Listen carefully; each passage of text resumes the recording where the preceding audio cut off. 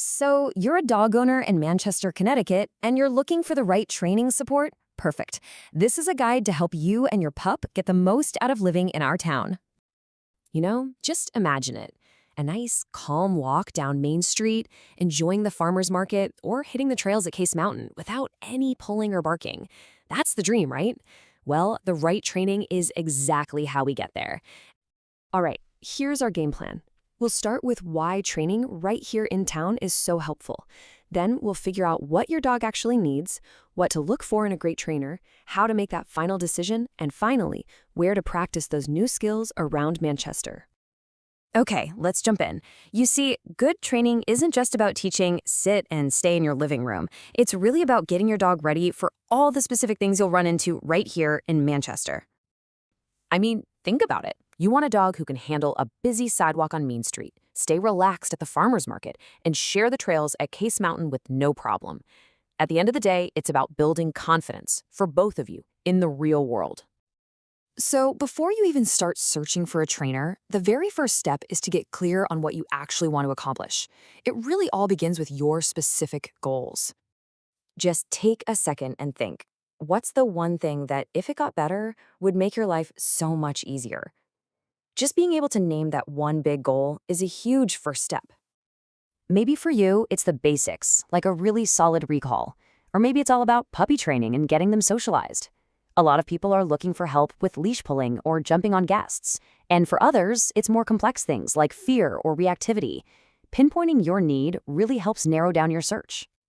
Now, let's think about where this training should happen. In-home training is amazing for things that happen at home, right?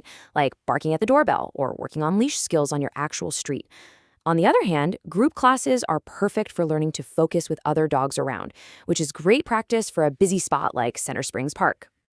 Okay, so you know your goals, you have an idea of what format you want. Now it's time to actually start looking at trainers.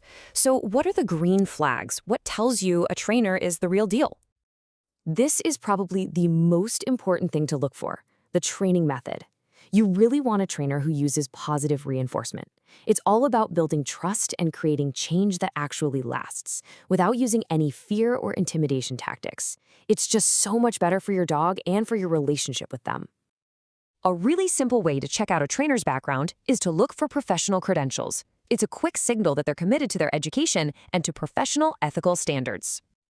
You'll probably see a bunch of letters after trainers' names.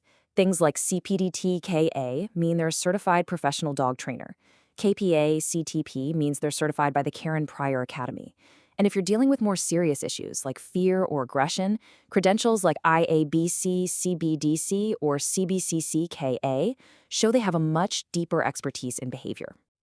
Okay, you've done your research, you've got a short list of trainers who look great on their websites. Now it's time for those final checks to make sure they're the perfect fit for you and your dog. And here is a huge tip. Don't commit to anything without having a conversation first. A good professional trainer will almost always offer some kind of consultation, many times for free, so they can meet you and your dog, and you can both see if it's a good personality fit. When you have that consultation, you want to be ready with a few questions. Definitely ask about their methods and their credentials.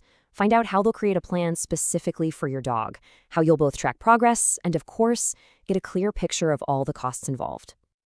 And speaking of costs, here's a general idea of what you can expect to invest in dog training around Manchester in 2025.